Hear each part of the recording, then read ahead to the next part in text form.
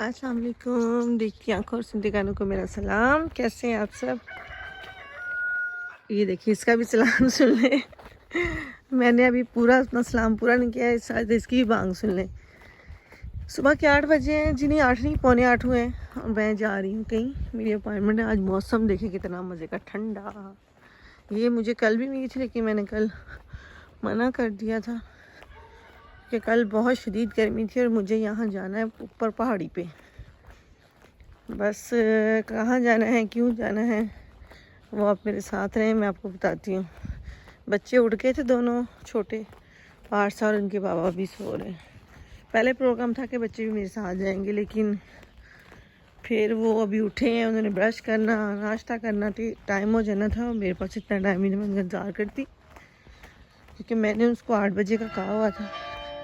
ये पौने 8 का टन टन बज गया। तो देखते हैं 15 मिनट में वहाँ पहुँचती हूँ कि नहीं। उम्मीद तो है अगर मुझे कोई लिफ्ट मिल गई तो शायद मैं किसी से लिफ्ट लेके ऊपर चली जाऊँ, क्योंकि बहुत ऊपर है, आना बहुत आसान है, चढ़ना बहुत मुश्किल है। लेकिन वो लोग भी जाते हैं जिनका घर है जहाँ मैं जा रही हूँ, वो लोग भी जाते हैं। वैसे तो यहाँ सबके पास ऑटोज़ हैं, मतलब गाड़ियाँ। जर्मनी में सबके पास गाड़ियाँ हैं। कोई एक आध बंदा ही होगा, मतलब 100 में से 10% लोगों के पास नहीं होंगी, तो बाकी सब ने गाड़ियाँ रखी हुई हैं। तो चलें जी, चलते हैं, पहुँचते हैं अपने टाइम पे। दुआ करें मुझे कोई मिल जाए वहाँ पे। गाड़ियाँ वैसे ऊपर बहुत लोग जाते रहते हैं, तो अगर कोई गाड़ी मिल गई तो फिर। एक्चुअली मैं जा रही हूँ लैशेस लगवाने के लिए। हमारे गांव में मुझे एक लैशेस लगाने वाली मिल गई। लास्ट ईयर मैंने लगवाई थी, जाके मनहाइम शहर से जाके लगवाई थी, और उससे मेरी आँखें अच्छी खासी ख़राब हो गई थी, मतलब काफ़ी एलर्जी हो गई थी। तकरीबन 2 महीने मेरी आँखों जो है स्वाइलिंग ख़त्म नहीं हुई और रेडनेस और पता नहीं क्या कुछ। लेकिन मैं कहाँ बाज आने वाली हूँ, मुझे ना सबक हासिल नहीं होता। मैं बहुत पंगे लेती हूँ ऐसे उल्टे सीधे, बहुत एक्सपेरिमेंट करती हूँ। मुझे हालांकि मेरे साथ कभी अच्छा मेरे साथ तजर्बा नहीं हुआ, लेकिन फिर भी मैंने लेना ही लेना है। तो इस बार देखते हैं क्या बनता है, ये रास आती है कि नहीं।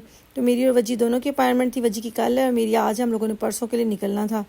तो सुबह सुबह 8 बजे, एक्चुअली वो जॉब करती है इसलिए 8 बजे उसने मुझे बुलाया था। उसने मेरी लगा के और फिर अपने काम पे जाना था। आज उसकी बेटे की बर्थडे भी थी। उसका एक बेटा है माशाल्लाह, कोई 5 साल का, वो आहिल के साथ किंडरगार्टन में होता है। तो उसकी आज बर्थडे थी, उसकी भी उसने तैयारी करनी थी। तो उसने मुझे मॉर्गन फ्रू मतलब सुबह सुबह टाइम दे दिया। तो मैं वहीं जा रही हूँ। मुझे नहीं पता था कि हमारे जो आधा गांव है ना, ये ऊपर वाले शहर में बसता है, मतलब ऊपर बसता है, शहर कह रही हूँ। हम समझे थे कि वहीं नीचे नीचे गलियाँ, कोई एक आधी गली होगी, लेकिन ये इतने के घर है यहाँ पे कि मैं ऊपर जाके ना कोई 4-5 गलियाँ और निकली हैं, और ये इतनी ऊंचाई पे है कि मेरा घर यहाँ से नज़र आ रहा है। मैं बहुत नीचे से, ये जो येलो बिल्डिंग है ये किंडरगार्टन, और उससे पीछे ब्राउन वाला मेरा घर। तो मैं हैरान परेशान कि इतने घर, इतने खूबसूरत घर बने हुए नए, बिल्कुल अभी भी बहुत ज़्यादा काम चल रहा है। तो यहाँ मैंने गाड़ी वाले से पूछा कि रिंग स्ट्रासे कहाँ है। तो वो एक्चुअली मैंने आपको बताया ना, मेरा नेट बंद हुआ हुआ है, 1 हफ्ते से बंद था। तो ना मेरे सिग्नल आ रहे थे, ना नेट चल रहा था, मैं अपने नेवी के थ्रू भी नहीं जा सकती थी। तो मुझे किसी से पूछ के जाना था। तो खैर यहाँ पे मुझे वो मिले, वो जो काम करते हैं, सड़कें वगैरह ये नज़र आ रही हैं आपको, यहाँ पे जो तारें बिछ रही हैं, आपको पहले भी मैंने बताया। तो यहाँ पे वो आए थे काम करने, उनसे मैंने पूछा, तो उन्होंने मुझे बताया कि ये रिंग स्टार से तो मैंने दूसरी तरफ से जानी। फिर मैं नीचे आके फिर दोबारा ऊपर गई हूँ। तो ये देखिए मैं कितना ऊपर आ गई हूँ, ये बिल्कुल चोटी पे आ गई हूँ, नीचे सारा गाँव है। मैं हैरान परेशान कि मैं इतना चल के ऊपर आई हूँ। खैर मुझे एक मिल गया बाबा, और उसने मुझे लिफ्ट दे दी। उसको भी पता नहीं था, उसने बेचारे ने कहा मैं देखता हूँ रिंग स्टार से शायद ये है।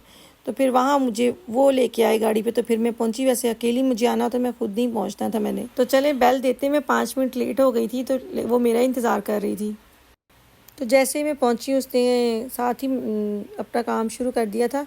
अच्छा, मैंने इससे पूछा था कि मैं क्या वीडियो बना सकती हूँ, तो उसने कहा कि नहीं, अगर बनानी होगी तो मैं खुद बनाऊँगी, और आप मेरे इंस्टा पे या ऐसे देख सकते हैं। तो खैर मेरी आंखें बंद थी और साथ कोई था भी नहीं जो मेरी बना सकता। उसने बेचारी ने काम करना था, मैं आंखें बंद 2 घंटे के लिए। पहले मैं सोची थी पारसा को ले आऊँ, लेकिन खैर मैं लगा के चली गई और बहुत अच्छी लगी थी। और जैसे घर पहुँची हूँ तो ये पार्सल साहब इंतज़ार कर रहे थे। इसमें क्या आया है जी, अभी खोलते हैं इसको तो फिर देखते हैं। मैं आपको कई दफ़ा बता चुकी हूँ कि बसरा से मैं मंगवाती हूँ अपना देसी सामान। और ये तंदूर मैंने कल बिस्टेल किया था, मतलब कल ऑर्डर किया था, और आज आ गया। 2 दिन पहले ना मैं बना रही थी नान और मेरा तंदूर साहब सड़ गए। तो जर्मनी में जो चूल्हे होते हैं ना वो शीशे के होते हैं, फ्लैट बिल्कुल। उसके ऊपर आप तवा नहीं रख सकते, आप फ्राई पैन रख के उसमें रोटी बना सकते हैं। और जितनी देर उसमें लगती है ना, उसमें एक रोटी बनने में इतना टाइम लगता है, आप 10 रोटियां बना लें और रोटी भी अकड़ जाती हैं। तो ये तंदूर सबसे बेस्ट है। हाँ, अगर किसी के पास गैस है तो वो गैस वाला सबसे अच्छा है, लेकिन मेरे ख्याल से यहाँ घरों पे गैस रखने की इजाज़त नहीं है। कई लोगों ने रखे भी हुए हैं सिलेंडर, लेकिन परमिशन लेनी पड़ती है, आप ऐसे नहीं रख सकते। और ज़मीनी गैस यहाँ पे है नहीं। साथ मैंने मंगवाया था आटा, ये सिर्फ 2 चीज़ें मैंने मंगवाई थी, आटा और तंदूर। लेकिन एक दिन में इन लोगों की डिलीवरी हो जाती है। अगर आप फ्रेश चीज़ें नहीं मंगवाते कोई, तो ये एक दिन में आपको जो है ना चीज़ें डिलीवर कर देते हैं। बहुत इनकी अच्छी सर्विस है। मैं ये नहीं है कि मैं इनकी कोई वर्बुंग कर रही हूँ या इनकी कोई समझ लें कि प्रमोशन कर रही हूँ, नहीं, ऐसी कुछ नहीं है। मैं इनसे तकरीबन 4-5 साल हो गए हम लोग इनसे सामान मंगा रहे हैं, और सामान बिल्कुल अच्छा और क्वालिटी भी सब कुछ अच्छी और टाइम पे पहुंच जाता है। बहुत कम है कि कोई मसला हो जाए। तो जी तंदूर आ गया, अब बनाते हैं नाश्ता, क्योंकि हमारे घर में 2 दिन से रोटी नहीं बन रही। खाना जो है वो पिज़्ज़े से आ रहा था, और पायल राज़मी रोटी खाता है, तो वो उसका पराठा बड़ी मुश्किल से बन रहा था। तो आज करते हैं इसको ऑन, बनाते हैं नाश्ता। और जब से जर्मनी आए ना 9 साल हो गई, मेरा तीसरा तंदूर है। मैं 2 जला चुकी हूँ, लेकिन वो भी जुगाड़ करके, जो जल गए थे ना वो भी जुगाड़ करके हमने 1-1 साल चलाए हैं। जो मेरे बड़े बहनोई है ना, वो सारा काम जानते हैं, इलेक्ट्रिक का हर तरह का काम जानते हैं, जो कलर वगैरह करना और ये जितना भी आप बेड वगैरह जोड़ने, इस तरह का, मतलब हर किस्म का काम वो जानते हैं। तो वो जब भी आते हैं ना, तो हम लोगों ने उनके लिए गिफ्ट रखे होते हैं। कभी ना कभी कोई चीज़ ख़राब हुई, कभी कोई मशीन इस जो है कपड़े सीने वाली, कभी तंदूर, वो क्या करते हैं, वो किसी की तार किसी को लगा के, कोई राड किसी को लगा के ऐसे बना देते हैं। अब जैसे किसी की राड यहाँ से जल गई है, तो उसकी राड दूसरे तंदूर में चेंज कर देंगे, और उसकी तार ठीक है तो वो इसमें चेंज कर देंगे। कई बार मेरी तार जो है वो ख़राब हो जाती थी पीछे वाली, और 1-2 बार जो है वो रॉड जो है वो ख़राब हो गई थी। तो मैंने जो स्फेयर में मेरे पास ना रॉड्स पड़ी हुई हैं, और तंदूर भी 2 पड़े हुए हैं जो ख़राब हैं। तो वो काफ़ी अरसा हो गया, वो आए नहीं है। अब जब भी उनका चक्कर लगेगा तो सबसे पहले उनको ये गिफ्ट मिलता है। तो जी बिस्मिल्लाह करके शुरू कर दिया है पकाना। इसकी थोड़ी सी वो पड़ी है जी, क्या इसकी हदायत है। उन्होंने कहा कि जी जब ऑन करेंगे तो स्मेल आएगी थोड़ी सी, लेकिन वो परेशानी वाली कोई बात नहीं। वो नहीं अंदर उन्होंने कोई मटेरियल लगाया होता है इस वजह से। तो इसके अंदर पराठे बहुत अच्छे बनते हैं। रोटी तो बनती ही बनती है, पराठे बहुत अच्छे बनते हैं, बहुत खस्ता कर, बहुत अच्छे।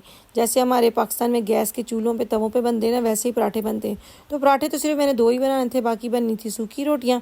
तो सूखी रोटियां बनाई, साथ पराठे बनाए।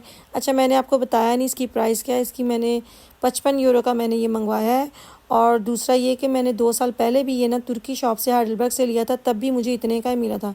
लेकिन अब अमेज़ोन पे जो मैं देख रही हूँ उसकी प्राइस वो 75 यूरो, 70 यूरो, 65 यूरो इतनी है। लेकिन बसरा वाले जो हैं, जो बसरा www.asianbasra.com पे ये अभी 55 यूरो का आपको मिल रहा है। और इसकी कोई गारंटी नहीं होती, हो सके तो शायद 1 महीना चले, या अगर आपकी किस्मत अच्छी तो 2 साल भी चल सकता है।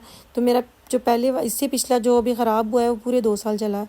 तो इसकी कोई गारंटी नहीं होती वापसी की कि कब इतनी गारंटी है ठीक होगा या नहीं, क्योंकि ये तुर्कियों का है। तो ये देखें रोटियाँ कितनी अच्छे से फूलती हैं।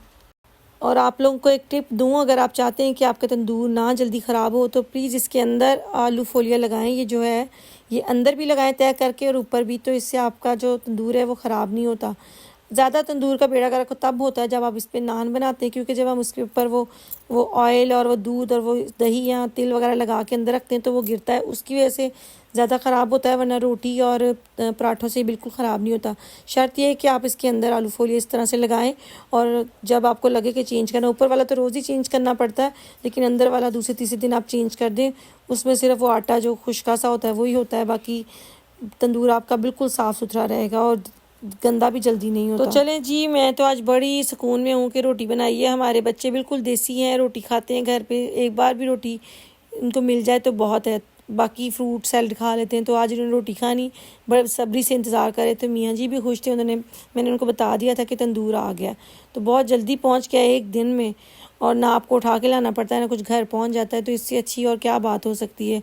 तो चलें जी, हम करते हैं नाश्ता। मुझे दे इजाज़त, अपना बहुत सारा ख्याल रखिएगा। अगर आपको मेरे व्लॉग अच्छे लगते हैं तो प्लीज़ लाइक किया करें। बहुत ज़्यादा लोग जो हैं वो देखते हैं वीडियो लेकिन लाइक नहीं करते, और जिन्होंने अभी तक सब्सक्राइब नहीं किया प्लीज़ वो सब्सक्राइब भी करें। और मुझे दे इजाज़त, अल्लाह ताला आपकी ज़िंदगी में आसानियाँ पैदा करें, और आपको भी तौफीक दे दूसरों की ज़िंदगी में आसानियाँ पैदा करने की। तो कल तक के लिए मेरी तरफ से अल्लाह हाफिज़।